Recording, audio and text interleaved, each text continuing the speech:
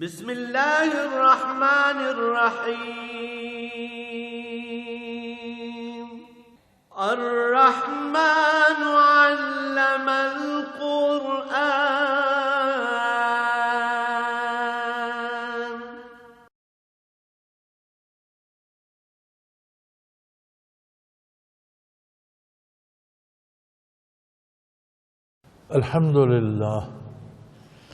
الحمد للہ رب العالمین والصلاة والسلام علی حبیبہ محمد وآلہ وصحبہ اجمعین۔ اعوذ باللہ من الشیطان الرجیم، بسم اللہ الرحمن الرحیم۔ ومن یقنط منکن للہ ورسولہ وتعمل صالحا نؤتها اجرها مرتين وَأَعْتَدْنَا لَهَا رِزْقًا كَرِيمًا۔ یا نساء النبی لستن كأحد من النساء ان اتقیتن فلا تخضعن بالقول فیطمع الذی فی قلبہ مرض وقلن قولا معروفا وقرن فی بیوتکن ولا تبرجن تبرج الجاہلیۃ الاولی وَأَقِمْنَ الصَّلَاةَ وَآتِينَ الزَّكَاةَ وَأَطِيعْنَ اللَّهَ وَرَسُولَهُ إِنَّمَا يُرِيدُ اللَّهُ لِيَذْهَبَ عَنكُمُ الرِّجْسَ أَهْلَ الْبَيْتِ وَيُطَهِّرَكُمْ تَطْهِيرًا۔ وَاذْكُرْنَ مَا يُتْلَى فِي بُيُوتِكُنَّ مِنْ آيَاتِ اللَّهِ وَالْحِكْمَةِ إِنَّ اللَّهَ كَانَ لَطِيفًا خَبِيرًا۔ اللہم سبحانک لا علم لنا الا ما علمتنا انک انت العلیم الحکیم۔ مولایا صلی وسلم دائما ابدا علی حبیبک خیر الخلق کلہم۔ رب اشرح لی صدری ویسر لی امری واحلل عقدۃ من لسانی یفقہوا قولی رب زدنی علما۔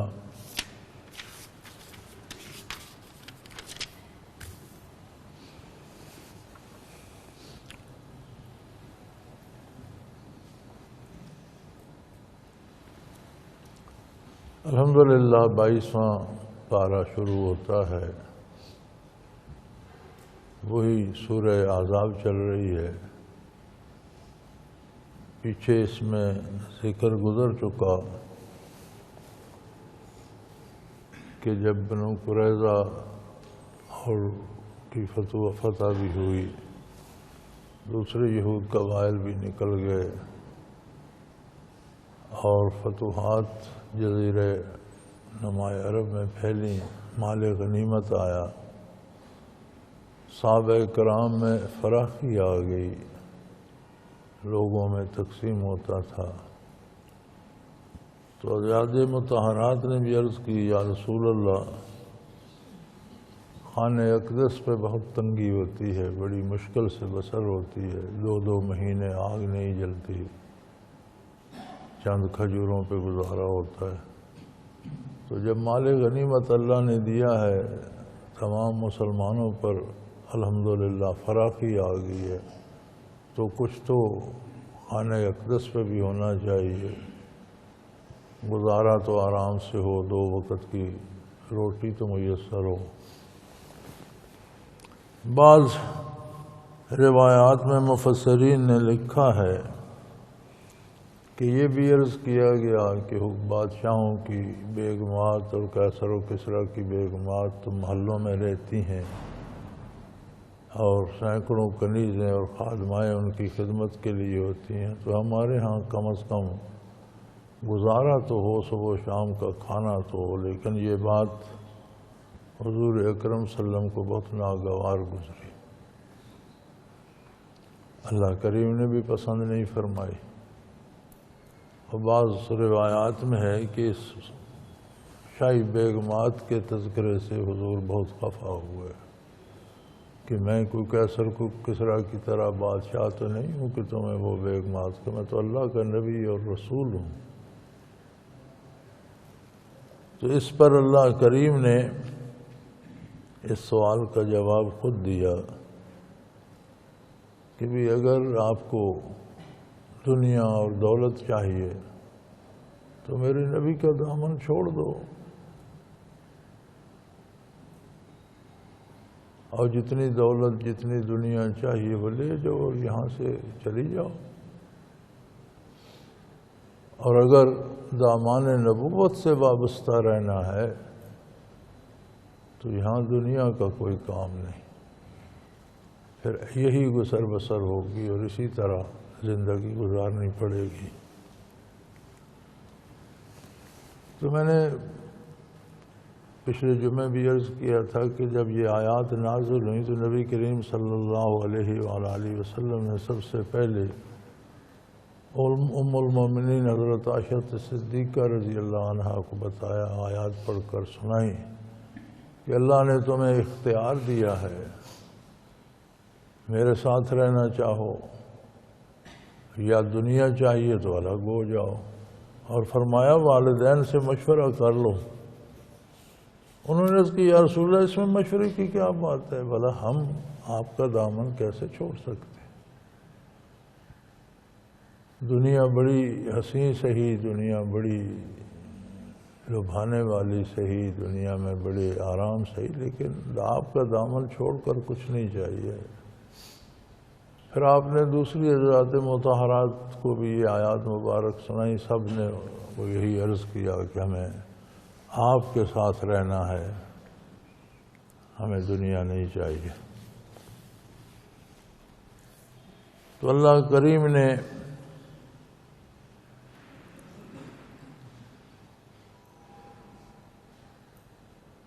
اس بات کو بہت پسند فرمایا،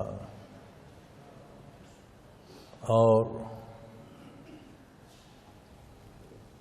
پہلے گزر چکا کہ جتنا کوئی قریب ہوتا ہے، جتنا کسی کا تعلق زیادہ ہوتا ہے، اتنی اس کی ذمہ داری بھی زیادہ ہوتی ہے۔ تو فرمایا تمہاری عظمتیں بے پناہ ہیں، تم شان نبوت کی مکیں ہو، تمہارے گھروں میں محمد الرسول اللہ صلی اللہ علیہ وسلم کا قیام ہے، تمہارے گھروں میں قرآن نازل ہوتا ہے، وحی نازل ہوتی ہے، اگر تم ہی غلطیاں کرنے لگو گے تو سدھرے گا کون؟ اگر تم غلطی کرو گی تو تمہیں 2 گنا عذاب، دوسروں کی نسبت زیادہ عذاب دیا جائے گا، بڑھا دیا جائے گا، اور اللہ کے لیے کچھ مشکل نہیں۔ لیکن جب سب نے طے کر لیا کہ ہمیں دامان نبوت کے ساتھ ہی رہنا ہے تو فرمایا وَمَن يَقْنُتْ مِنْكُنَّ لِلَّهِ وَرَسُولِهِ وَتَعْمَلْ صَالِحًا نُؤْتِهَا أَجْرَهَا مرتين، جن تم نے جو فیصلہ کیا ہے کہ ہم اللہ اور اللہ کے رسول کی اطاعت گزار رہیں گی، دامان نبوت سے وابستہ رہیں گی، ہماری زندگی، ہمارا جینا، ہمارا مرنا، ہماری موت، ہماری دنیا، ہماری آخرت دامان رسالت کے ساتھ۔ تو اللہ کریم کو یہ بات بہت پسند آئی اور فرمایا تمہارے اعمال کا بدلہ بھی 2 گنا دیا جائے گا، کئی گنا بڑھا کر دیا جائے گا، نیکیوں کا اجر بھی بہت زیادہ دیا جائے گا۔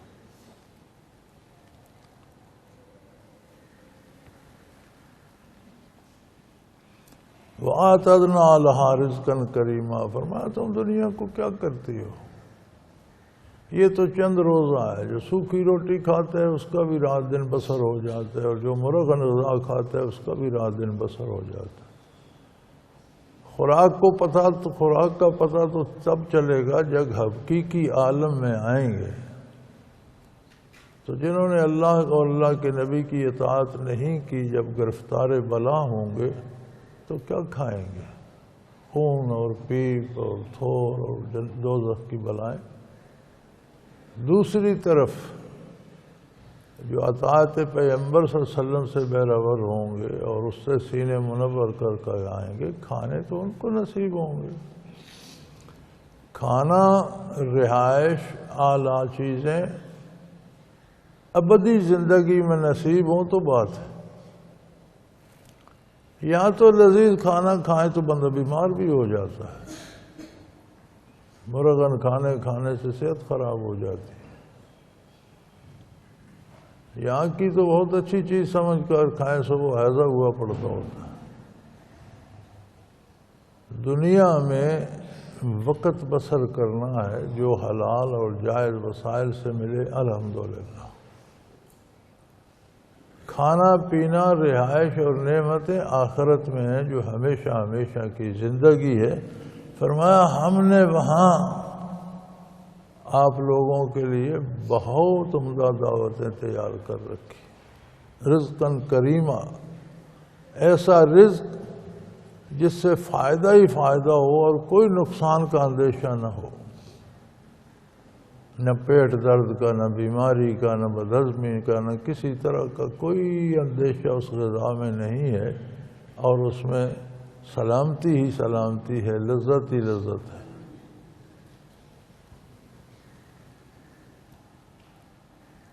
فرمایا یا نساء النبی لستن کاحد من النساء، اے ازواج مطہرات نبی کریم صلی اللہ علیہ وسلم، تم دوسری عورتوں جیسی نہیں ہو، تمہاری مثل جہان میں کوئی عورت نہیں ہے۔ کاشان نبوی پہ ہونے کی وجہ سے تم خواتین عالم سے بہت بلند، بہت عرفہ ہو، تم جیسی کوئی دوسری عورت نہیں ہے۔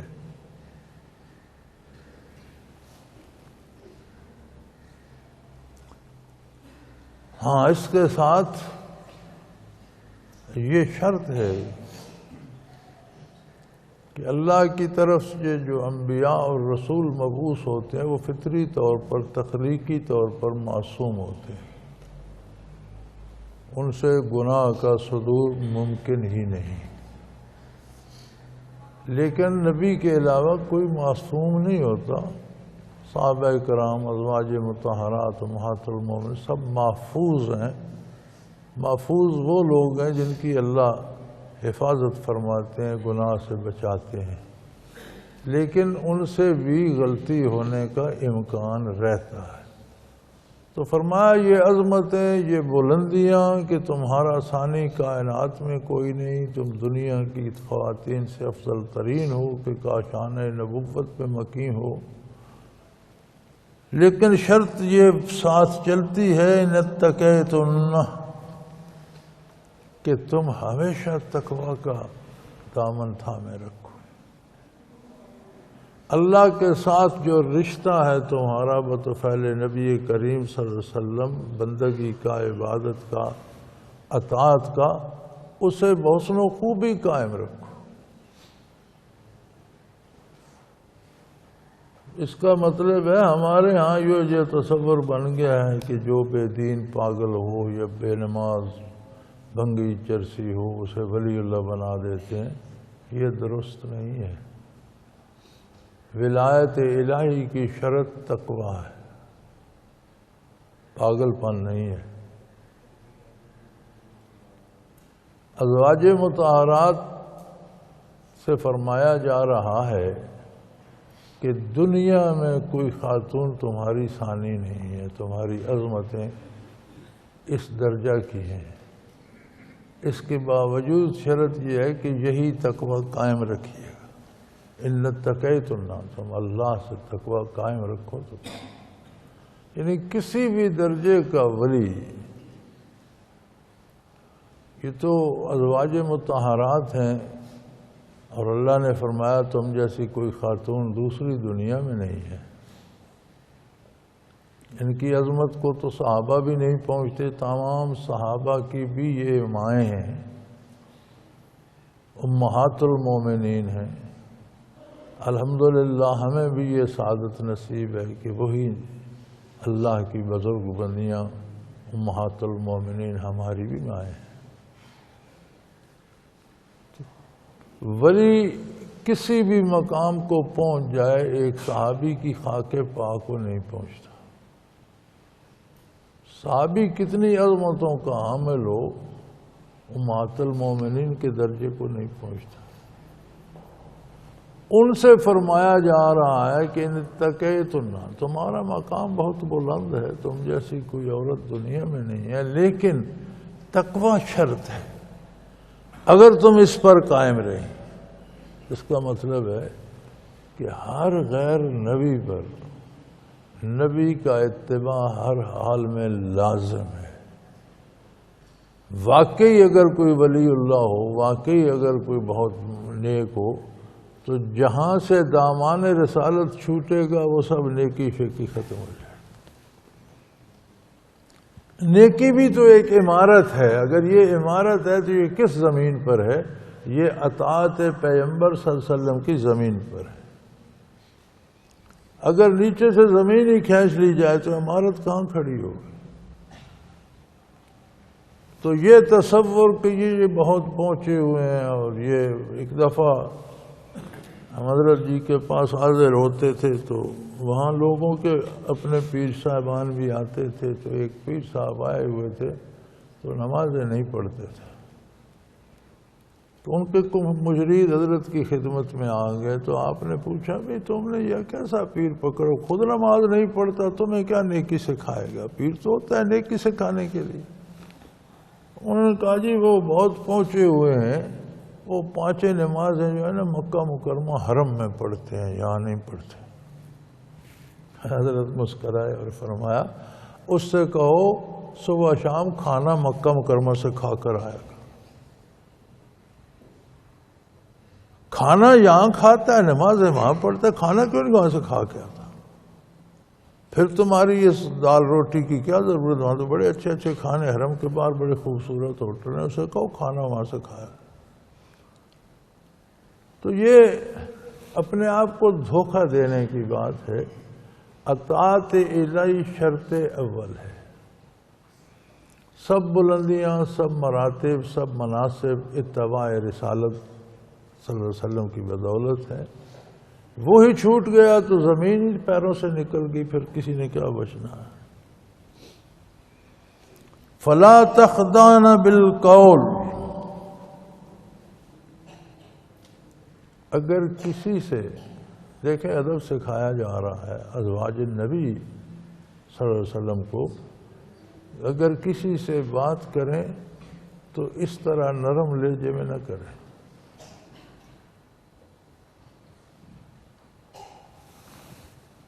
خاتون کی حرمت جو ہے اس میں اس کا بدن کا پردہ، اسی طرح اس کی آواز کا بھی احترام ہے۔ حتیٰ کہ فقہاء لکھتے ہیں کہ اگر جماعت ہو رہی ہے اور اس میں پیچھے خواتین بھی شامل ہیں اور امام غلطی کر رہا ہے تو مرد تو ہو تو وہ لقمہ دیتا ہے، اگر کوئی لفظ اس نے غلط پڑھا تو وہ لفظ دہرا دیتا ہے، تو عورت کو اجازت نہیں ہے زبان کھولنے کی، بلکہ امام غلطی کر رہا ہے تو ہاتھ پر ہاتھ مار کر آواز پیدا کر کے امام کو مطلع کرے۔ تو اب تو جو ہمارے جیسے لوگ تو اب جاہل شمار ہوتے ہیں اور غیر مہذب شمار ہوتے ہیں، اب تو لوگوں نے تالی بجانے سے شروع کیا اور طبلے سرنگی تک چلے گئے، اور خواتین مزے سے گا رہی ہیں اور لوگ محظوظ ہو رہے ہیں۔ جو ذرا دیندار بنتی ہیں وہ نعت پڑھنا شروع کر دیتی ہیں، دوپٹہ لپیٹ لیا تو نعت پڑھی یا طبلے پر گایا، وہ جو احترام تھا نسوانیت کا وہ ختم ہو۔ خلاف شریعت عمل پر کبھی نبی کریم صلی اللہ علیہ وسلم خوش نہیں ہوں گے، نہ اللہ کریم راضی ہوں۔ جس کام کی اجازت اللہ نے نہیں دی وہ نیک نہیں ہو سکتا۔ عورتوں کی مجلس میں بھی نعت پڑھنا مناسب نہیں ہے۔ اور پھر وہ عجیب بات ہے جی، عورتوں کی مجلس میں کہاں پڑھ رہی ہیں جب وہ ٹی وی پہ نشر ہو رہا ہے؟ یہ عورتوں کی مجلس کہاں رہی جب سارا ٹیلی ویژن پہ نشر ہو جاتا ہے؟ پھر خود نمائی کا احساس ہے ہر بندے میں، خاص کر عورتوں میں کانٹ چھانٹ چہرے کی ہوگی۔ اب تو بچے بھی، لڑکے بھی میں نے سنا ہے میک اپ کراتے ہیں، تو ہزاروں روپے کا بل آتا ہے، 30 40 50 ہزار، اب لاکھوں تک چلا گیا ہے میک اپ کا۔ دوسرے دن پھر بوتھا ویسا ہی ہوتا ہے، پھر لیپا پوتی شروع ہو جاتی ہے۔ ہاں کو چلو 30 40 50 ہزار لگے تو وہ ہفتہ تو نکال جاتا، وہ ایک شب بھی نہیں نکالتا، پھر بوتھا ویسے کا ویسا، پھر لیپا پوتی شروع ہو گئی۔ کس لیے؟ کیا اس سے صحت ٹھیک رہتی ہے یا کیا اس کا کوئی اور فائدہ؟ نہیں، نمائش کے لیے۔ عورت تک کا چہرہ تو ہے ہی پردہ، تو جس چیز کا پردہ ہے اس کی نمائش چاہیے میں نے۔ سو فرمایا ازواج النبی، تم جیسی خاتون دنیا میں کوئی نہیں، مگر شرط یہ ہے کہ اطاعت پیغمبر پہ قائم رہو ہمہ وقت۔ کوئی تم سے بات کرے، تمہارے مقامات بہت بلند ہیں، لیکن اس سے نرمی سے بات نہ کریں، بات کھردرے لہجے میں کریں۔ فلا تخضعن بالقول، کسی اجنبی سے بات ہو۔ اب یہ بڑا فاصلہ ہے نا، کیونکہ کاشانہ نبی سے کوئی سوال کرتا ہے، کوئی روٹی مانگ لیتا ہے، کوئی حضور کے بارے عرض کرتا ہے کہ حضور تشریف فرمائے یا نہیں، تو فرمایا نرمی سے جواب نہ دو، سخت لہجے میں جواب دو۔ کسی مرد کا آپ کی آواز پر ریجھنا یہ ناگوار ہے، اللہ کو پسند نہیں ہے، سخت لہجے میں جواب دو۔ فَيَطْمَعَ الَّذِي فِي قَلْبِهِ مَرْضٌ، آپ تو اللہ کی محبوب ہیں، لیکن ہو سکتا ہے جو بات کرنا چاہتا ہے اس کے دل میں مرض ہو، کوئی منافق ہو، تو بات سختی سے کیجیے۔ وَقُلْنَ قَوْلًا مَعْرُوفًا، اور جو بات کریں وہ دستور کے مطابق ہو، اسلامی قواعد و ضوابط کی حدود کے اندر ہو۔ اب یہاں سے اندازہ لگائیے کہ امہات المومنین کو یہ حکم دیا جا رہا ہے کہ کوئی اجنبی دروازہ کھٹکھٹائے یا بات کرنا چاہے تو اجنبی سے سخت لہجے میں بات کریں، کہ وہ تو پتہ نہیں کیسا بندہ ہے، کون ہے، ہو سکتا ہے اس کے دل میں کوئی مرض، ہو سکتا ہے کوئی منافق ہو، تو وہ نرمی محسوس نہ کرے۔ اور جو بات کریں وہ شرعی حدود کے اندر معروف ہو، یعنی شرعی حدود کے اندر ہو۔ اب یہاں سے اندازہ لگا لیں کہ کہاں بن ٹھن کر سر کے ساتھ گانا عورتوں کا، اور کہاں اللہ کا یہ حکم کہ اجنبی مرد کوئی بات کرنا چاہے تو جو آج کل فون بن گئے، گھر میں کوئی فون آتا ہے، نرمی سے بات نہ کریں، سختی سے بات کریں۔ کسی کو تمہارے ساتھ تعلق بنانے کی ضرورت نہیں ہے، خواتین کا یہ حق نہیں ہے۔ آج کل ہماری بیٹیاں، ہماری خواتین بن سمر کر ٹی وی پہ ناچ گانے میں شریک ہیں، جو بہت نیک ہیں وہ نعت خوانی میں لگی ہوئی ہیں۔ بات تو ایک ہی ہے، زبان کا پردہ نہ وہاں رہا نہ یہاں رہا۔ فرمایا وَقَرْنَ فِي بُيُوتِكُنَّ، گھروں میں رہیے، بلا ضرورت خاتون کا باہر نکلنا حرام ہے۔ ہاں جن کو کوئی ضرورت پیش آتی ہے، طبیب کے پاس جانا ہے، ڈاکٹر کے پاس جانا ہے، روزی کمانے کے لیے کاروبار کرنا ہے، یہ مزدوری دفتر کرنا ہے، جو کرنا ہے، تو جب کوئی ضرورت ہو تو باہر نکلنا درست ہے، لیکن شرعی حدود کے اندر رہتے۔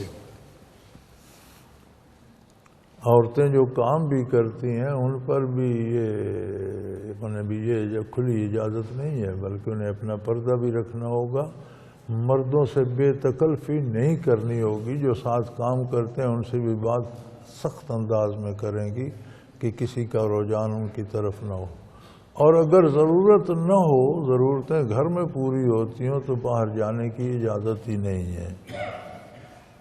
وَلَا تَبَرَّجْنَ تَبَرُّجَ الْجَاهِلِيَّةِ الْأُولَى، کہ زمانے قدیم کی جاہلیت کا ساتھ طریقہ اختیار نہ کیا جائے۔ زمانے جاہلیت میں کیا ہوتا تھا؟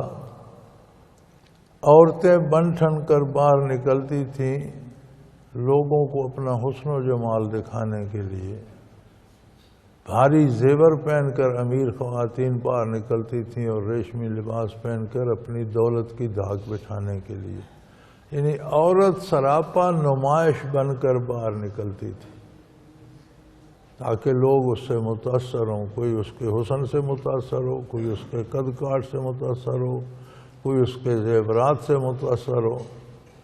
قرآن نے حرام قرار دے دیا کہ خاتون کو لباس زیور پہن کر نمائش کرنا حرام ہے۔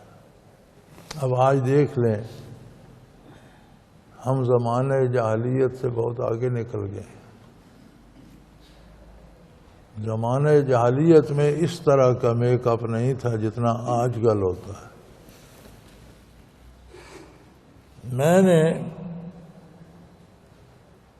یہ تماشا بھی ٹیلی ویژن پر دیکھا ہے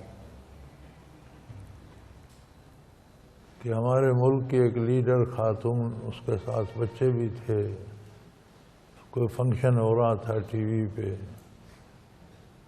اور بارش آ گئی اور بارش بڑی تیز برسی، تو بھیگ شیگ تو گئے، اس کا منہ بھی دھل گیا، تو بچے رو رہے تھے کہ ممی کہاں ہے، یعنی اس کے اپنے بچے نہیں پہچان رہے تھے۔ یہ میں نے خود تماشا دیکھا، وہ اتنا اوپر سے لیپا پوتی اتر گئی کہ وہ بچے رو رہے تھے ممی کہاں ہے، تو انہیں اس کے والد کے سپرد کیا کہ انہیں گھر لے جاؤ، ممی مرمت ہو کر آ جائے گی تو مل جائے گی۔ کیا فائدہ اس زندگی کا؟ یہ ساری نمائش کس لیے تھی؟ لوگوں کو، دوسروں کو دکھانے کے لیے، میں حسین ہوں، میں امیر ہوں، میں کیا فائدہ؟ فرمایا یہ زمانہ جہالت کی بات ہے، عورت کا حسن ہے اس کے گھر میں، اپنا پردہ قائم رکھے، گھر میں اچھا پہنے، اچھا کھائے، زیور پہنے، اس کا حق ہے، بنے سنورے اس کا حق ہے، لیکن نمائش کے لیے نہیں۔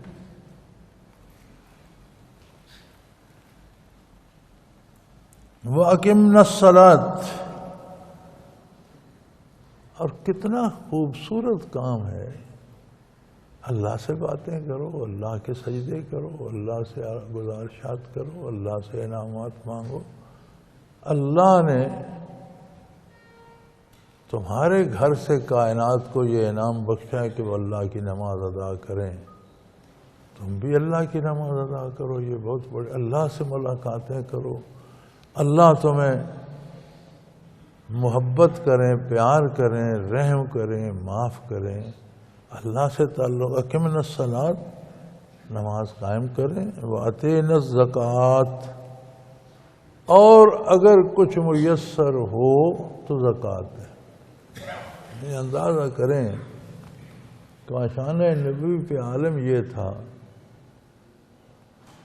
کہ 2 وقت پوری حضور کی زندگی مبارک 63 برس میں کبھی 2 وقت کھانا نصیب نہیں ہوا،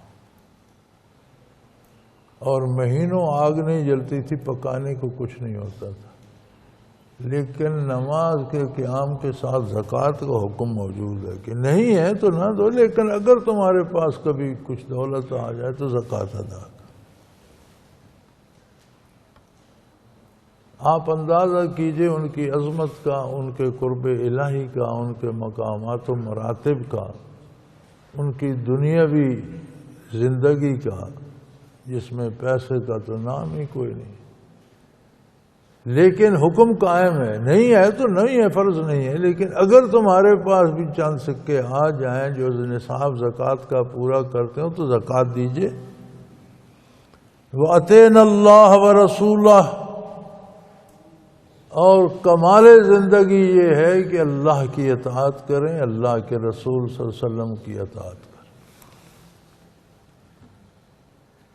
سب سے بڑا کمال دنیاوی زندگی کا یہ ہے کہ آپ کی اطاعت کس معیار کی ہے، کس خلوص سے ہے، کس ضبط اوقات سے ہے، کتنی پابندی سے ہے، اور دل کی کس گہرائی سے ہے۔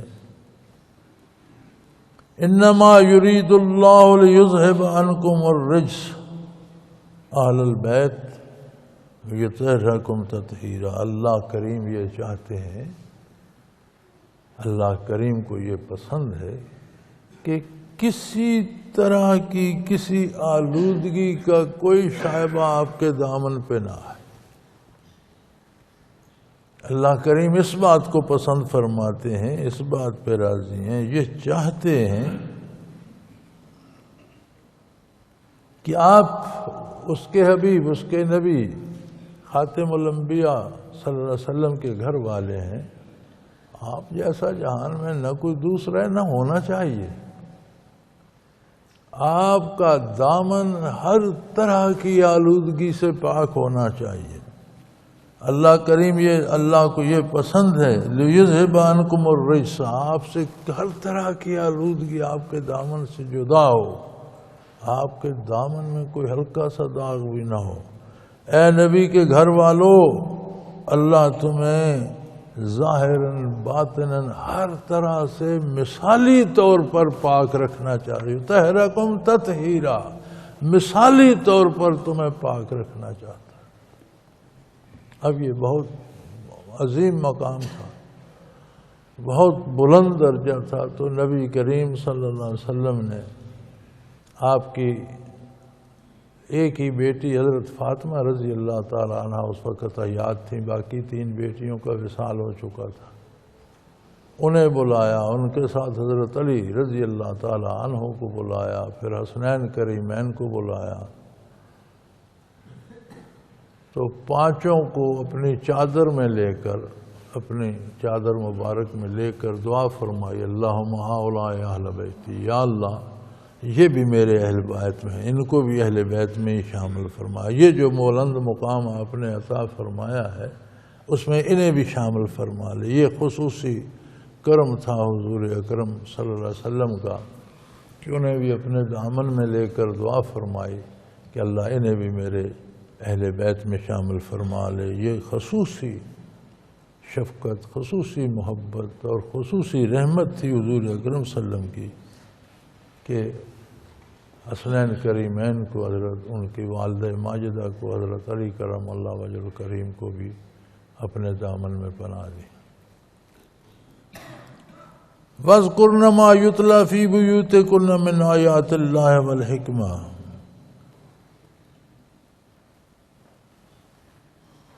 ہاں، یہ آیہ کریمہ جو ہے وَلَا تَبَرُّجْنَ تَبَرُّجَ الْجَاهِلِيَّةِ الْأُولَىٰ کہ پرانی جہالت کی رسموں کے مطابق بن سنور کر باہر نہ نکلیں، تو اس پر بعض لوگوں نے یہ اعتراض کیا ہے کہ ام المؤمنین حضرت عائشہ رضی اللہ تعالی عنہ حج پر کیوں گئی تھی؟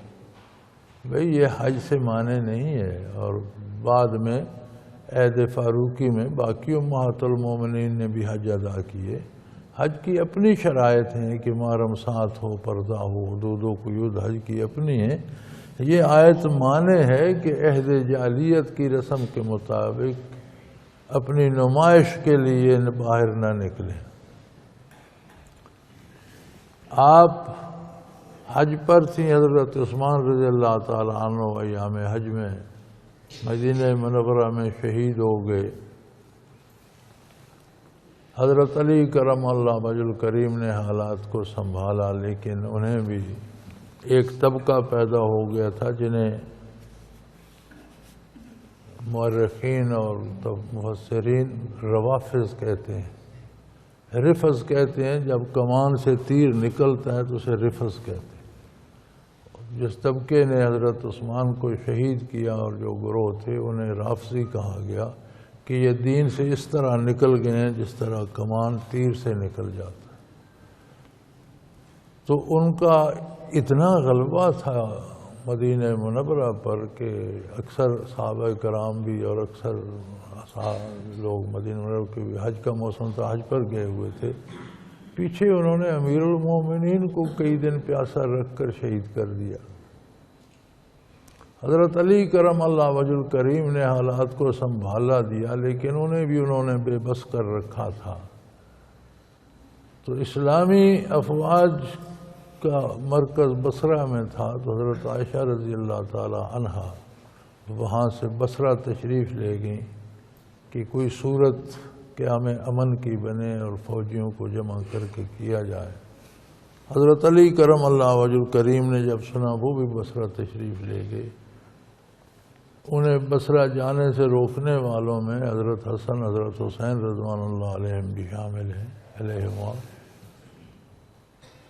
بصرہ میں جا کر بات شروع ہو گئی، جنگ نہیں ہوئی، بات شروع ہو گئی، کیا ہونا چاہیے، کیا کیا جائے، اس سارے مسئلے کا حل کیا ہے، اور جنہوں نے امیر المومنین حضرت عثمان رضی اللہ عنہ کو شہید کیا ہے ان کو کیسے گرفتار کیا جائے، کس کو سزا دی جائے، کس پر حد جاری کی جائے، معاملہ کیسے سرد کیا جائے، قوم کو یکجا کیسے کیا جائے۔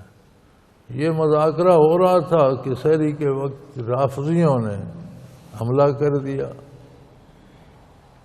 اور اس نادانی میں، تاریکی میں آپس میں جنگ ہوئی، بتیرے لوگ شہید ہو گئے۔ ام المومنین حضرت عائشہ رضی اللہ تعالی عنہا اس جنگ میں شامل ہی نہیں تھی۔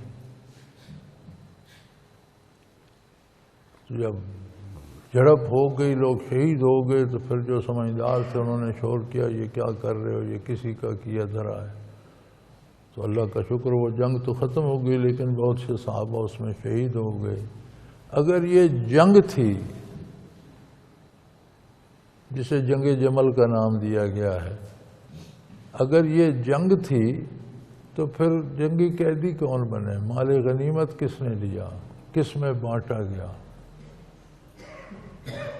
کچھ بھی نہیں ہوا، تو پھر جنگ نہیں، ایک دھوکہ تھا۔ اور حضرت عائشہ رضی اللہ تعالی عنہ کی جس سانڈنی کی کونچیں کاٹی گئیں وہ اس میں سواری میں تھیں ہی نہیں۔ یہ تو اچانک سحری کے وقت ایک طبقے نے حملہ کر دیا، اور یہی جنگ صفین میں بھی ہوا۔ حضرت امیر معاویہ رضی اللہ تعالی عنہ اور حضرت علی رضی اللہ تعالی عنہ کے درمیان مذاکرات چل رہے تھے کہ کسی کو حکم بنا کر فیصلہ کیا جائے کہ وہی روافض کا گروہ جو ہے وہ حملہ آور ہو گیا اور دونوں لشکروں کو لڑا دیا۔ حضرت امیر معاویہ رضی اللہ عنہ نے کہا کہ نیزوں پہ قرآن لٹکا رہو، کہ فیصلہ قرآن پر کریں گے، تلوار پر نہیں۔ تو پھر واقعی قرآن کے مطابق حکم بنا کر جب فیصلہ کیا گیا تو اسی گروہ نے پھر حضرت علی رضی اللہ عنہ پر حملہ کر دیا، اور پھر خارجی کہلائے کہ بالکل ہی دین سے کوئی تعلق ان کا نہیں، خارج ہو چکے ہیں، خارجی کہلائے۔ تو یہ تاریخ کی بھول بھلیاں ہیں جسے اسلام دشمنوں نے توڑ مروڑ کر کچھ سے کچھ بنا دیا۔ اور ہماری مصیبت یہ ہے کہ مسلمان اس معاملے میں کہتے ہیں جی ہم تو سادہ ہیں۔ بھئی سادہ کیوں ہو تم؟ اپنے معاملے میں تو بڑے ہوشیار ہو، دین کے معاملے میں سارے سادہ ہو جاتے۔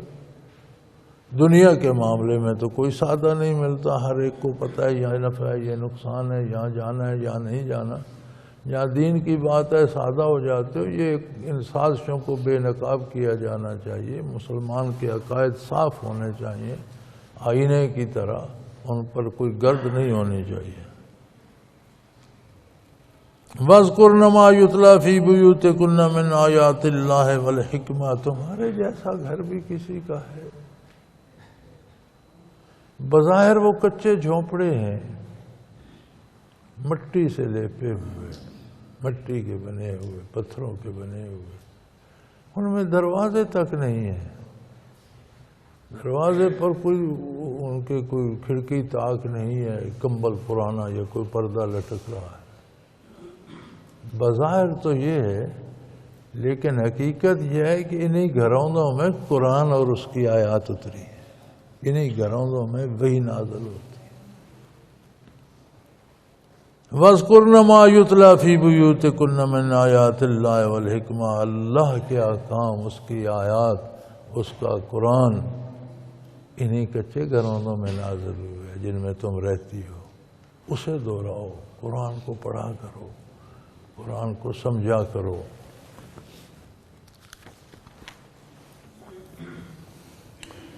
ان اللہ کان لطیفا خبیرا، یقیناً اللہ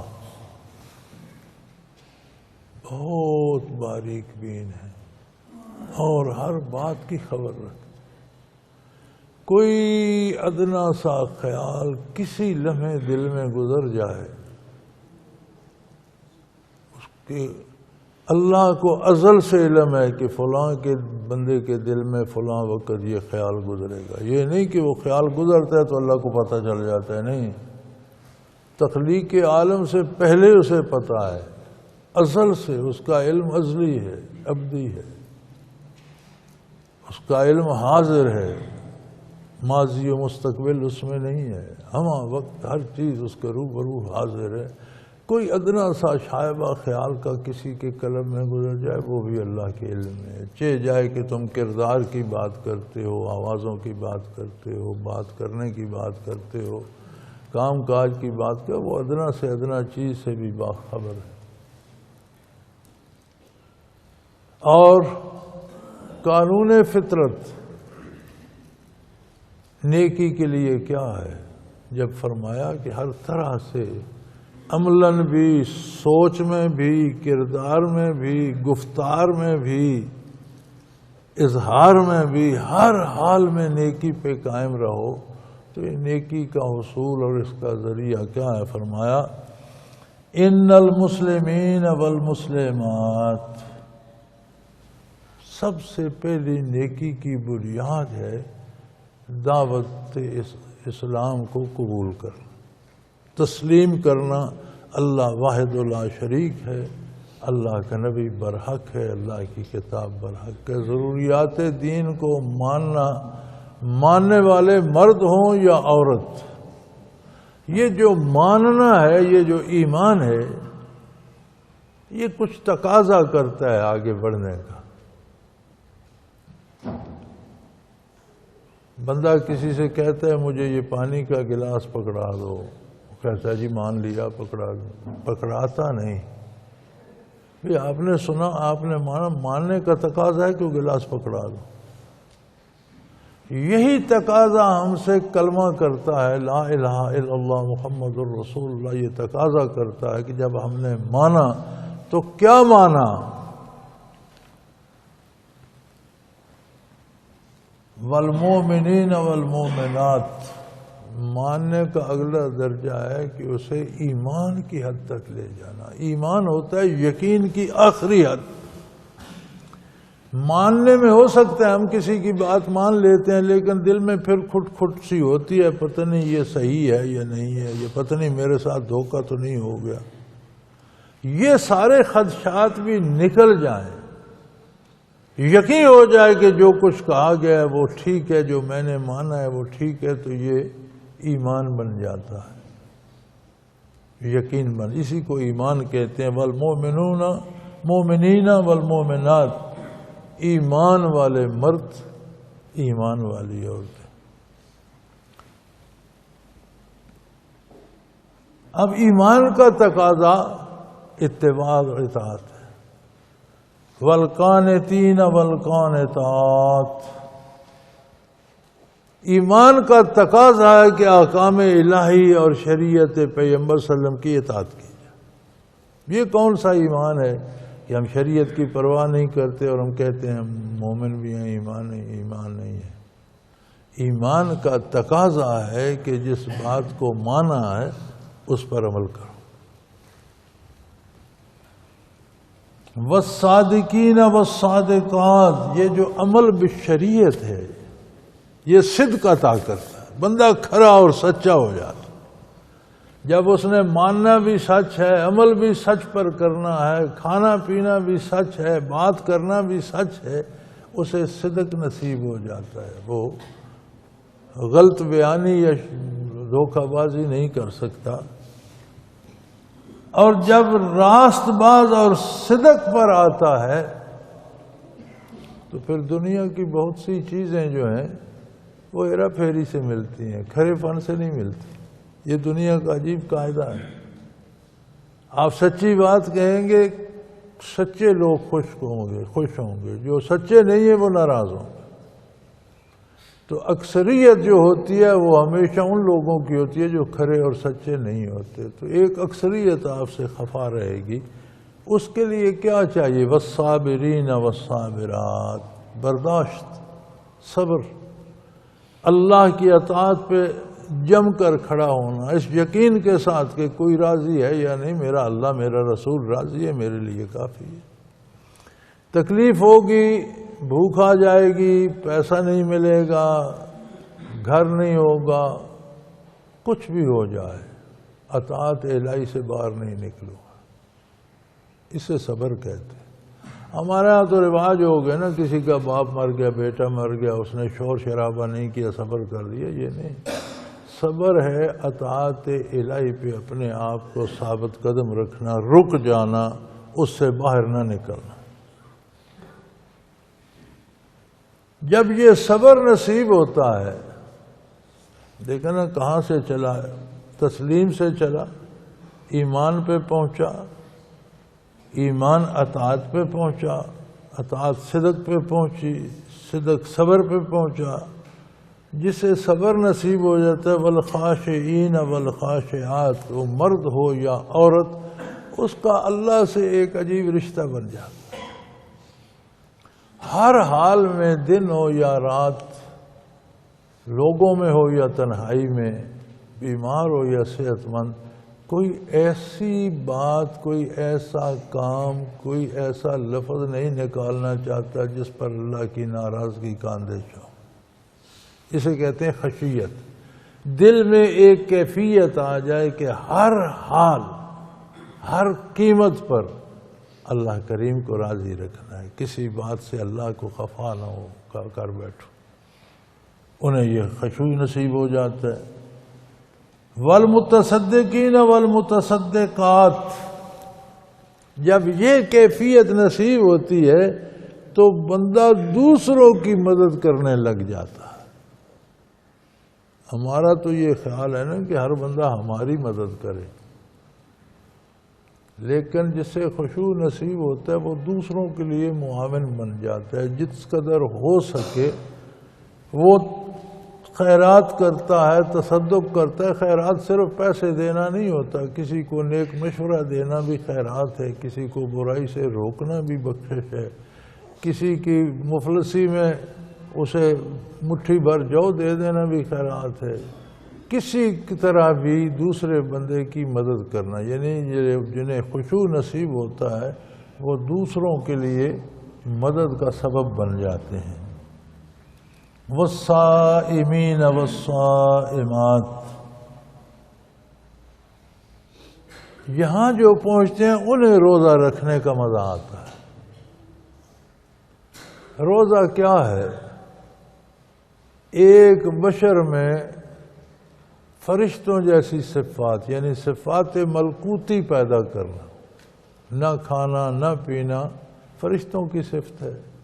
ایک انسان، ایک مسلمان جب ایمان کے ساتھ روزہ رکھتا ہے، اللہ اور اللہ کے رسول کی اطاعت سمجھ کر اور ان حدود کے مطابق، تو اوصاف ملکوتی نصیب ہو جاتے ہیں کہ ایک معین وقت تک نہ کھاتا ہے، نہ پیتا ہے، نہ خلاف شریعت بات کرتا ہے، نہ غلط لفظ منہ سے نکالتا ہے، نہ جھوٹ بولتا ہے، نہ کسی کا حق مارتا ہے. یعنی ساری پابندیاں اپنے پر عائد کر لیتا ہے. گویا اس میں اوصاف ملکوتی پیدا ہو جاتے ہیں. وہ کسی مرد کی وراثت نہیں، نہ عورتوں پر منع ہے. مردوں کو بھی یہ دولت نصیب ہو سکتی ہے، خواتین کو بھی نصیب ہو سکتی ہے. جب اس حد تک پابندی پر آ جاتے ہیں تو پھر یہ لوگ ہوتے ہیں والحافظین فروجہم والحافظات، کہ جو اپنے آبرو کی حفاظت کر سکتے ہیں. ورنہ دنیا میں ہر بندے کی آبرو خطرے میں رہتی ہے. یہ منازل طے کر کے جو آتے ہیں ان میں اللہ کریم وہ قوت پیدا کرتا ہے کہ وہ اپنی آبرو کی حفاظت کر سکتے ہیں. آبرو کا ضائع کرنا صرف برائی کرنے میں نہیں ہے، برا سوچنا بھی آبرو کے خلاف ہے. بری نظر سے دیکھنا بھی آبرو کو مجروح کر دیتا ہے، داغ بدنما داغ پیدا کر دیتا ہے. تو فرمایا یہاں پہنچ کر بندے کو یہ قوت ملتی ہے کہ وہ حقیقی طور اپنی آبرو کی حفاظت کر سکے. اور جب یہ سارے کام ہو جاتے ہیں تو اسے انعام یہ ملتا ہے وَالذَّاكِرِينَ اللَّهَ كَثِيرًا وَالذَّاكِرَاتِ، کثرت سے اللہ کا ذکر کرنے والے مرد اور کثرت سے اللہ کا ذکر کرنے والی عورتیں. اعد اللہ لہم مغفرۃ واجرا عظیما، اللہ نے ان کے لیے بخشش کے خزانے رکھے ہوئے ہیں اور بہترین بہت بڑا اجر جو تم سوچ بھی نہیں سکتے، اتنا بڑا انعام اور بدلہ ان کے لیے رکھا. تو گویا تسلیم سے شروع ہوا، ایمان پہ پہنچا، ایمان کے بعد اطاعت شعار ہوا، پھر صدق پہ پہنچا، صداقت شعار ہوا، پھر صبر پہ پہنچا، پھر خشوع نصیب ہوا، پھر اللہ کی راہ میں خرچ کرنے والا بنا، پھر روزہ دار بنا، مرد ہو یا عورت، پھر اس کے بعد اپنی آبرو کی حفاظت کرنے والا بنا. یہ سارا ایک تناور درخت جو بنا، اس پر پھل کیا لگا؟ اسے ذکر دوام نصیب ہو گیا، ہمہ وقت اللہ کا ذکر نصیب ہو گیا، ذکر قلبی نصیب ہو گیا، ذکر دائمی نصیب ہو گیا، ذکر کثیر نصیب ہو گیا. وَالذَّاكِرِينَ اللَّهَ كَثِيرًا وَالذَّاكِرَاتِ، یہ ذکر کثیر کیا ہے؟ قرآن نے جگہ جگہ اس کا حکم دیا ہے. ذکر کثیر یہ ہے کہ جب آپ کا ہر باڈی سیل ذاکر ہو جائے، صرف زبان سے نہیں، صرف آنکھوں سے نہیں، صرف کانوں، صرف دل سے نہیں، وجود کا ہر ذرہ ذاکر ہو جائے اور ہمہ وقت ذکر کرتا رہے. اب جس بھی درخت کا جو پھل لگتا ہے وہ اس کا بیج بھی ہوتا ہے. صوفیاء نے صرف یہ کیا، اہل حق نے صرف یہ کیا کہ یہ جو ذکر کا پھل لگتا ہے اگر اسے لوگوں کے دلوں میں بو دیا جائے اور اس کی آبیاری کی جائے اور شریعت کی پابندی کی جائے، حلال کھایا جائے، نماز روزہ کیا جائے، سچ بولا جائے اور اس پر محنت کی جائے، تو یہ سارے درجے پھر حاصل ہو سکتے. یعنی وہ جو پھل ہے جب اسے بیج کی طرح بوئیں گے تو پھر وہی سارا درخت پیدا ہوگا اور پھر اس پر بے شمار پھل لگیں گے جن سے اور لوگ بھی فائدہ اٹھا سکتے. تو جو لوگ ایک تناور درخت بن کر ان پر بے شمار پھل لگتے ہیں اور دوسرے بھی فائدہ اٹھاتے ہیں، انہی کو شیخ کہا جاتا ہے. سلاسل تصوف میں مشائخ وہ ہستیاں ہیں جنہوں نے دلوں میں ذکر کا بیج بویا اور پھر وہ بڑے تناور درخت بنے اور پھر ان پر بہت سا پھل لگا اور بے شمار اللہ کے بندوں کو نصیب ہوا اور ان کے دل بھی ذاکر ہو گئے. ایسے لوگوں کو تصوف میں شیخ کہتے ہیں. وآخر دعوانا ان الحمد للہ رب العالمین. اللہ اللہ اللہ اللہ اللہ اللہ اللہ اللہ. حضرت امیر محمد اکرم آوان مد ذلہ العالی دارالعرفان منارہ ضلع چکوال میں سالہ سال سے قرآن و حدیث کے اوپر خطابات کر رہے ہیں اور سلسلہ نقشبندیہ اویسیہ کے مطابق لوگوں کو ذکر الہی کی تربیت دے رہے ہیں. وہ قرآن پاک کی تفسیر ترتیب وار بیان کر رہے ہیں. تفسیر قرآن کو وہ موجودہ ملکی اور بین الاقوامی حالات کے مطابق بیان کرتے ہیں. موٹر وے سے کلر کہار کے انٹرچینج سے نکلتے ہوئے کلر کہار کی جھیل سے ہوتے ہوئے میانی، بوچھال اور نور پور سے گزرتے ہوئے دارالعرفان منارہ پہنچ سکتے ہیں. حضرت امیر محمد اکرم آوان نے بچیوں اور بچوں کی دینی اور دنیاوی تعلیم کے لیے سقارہ اکیڈمی کے نام سے ایک درسگاہ بھی قائم کی ہے، جس کا افتتاح ملک پاکستان کے صدر جنرل محمد ضیاء الحق نے اپنے دست مبارک سے کیا تھا. وہ تمام احباب جو اسلام کی طلب رکھتے ہیں ان سے گزارش ہے کہ دارالعرفان منارہ ضلع چکوال میں امیر محمد اکرم آوان صاحب کے خطابات سے مستفید ہوں. وہ ہر جمعے کو نماز سے پہلے بیان فرماتے ہیں. ہر ماہ کی پہلی اتوار کو ماہانہ اجتماع ہوتا ہے جس میں آپ خصوصی خطاب فرماتے ہیں اور پاکستان کے چاروں صوبوں سے احباب اس اجتماع میں شرکت کرتے ہیں۔ اس کے علاوہ یہاں سال میں 2 مرکزی اجتماعات بھی ہوتے ہیں، ایک رمضان المبارک میں اعتکاف کا اجتماع اور دوسرا جولائی اور اگست میں 40 دن کا اجتماع ہوتا ہے جس میں روحانی تربیت کی جاتی ہے۔ اپنا خون سیماب دے کر اتنا ہم کر جائیں گے، نام آقا کا چمن میں پھر رقم کر جائیں گے۔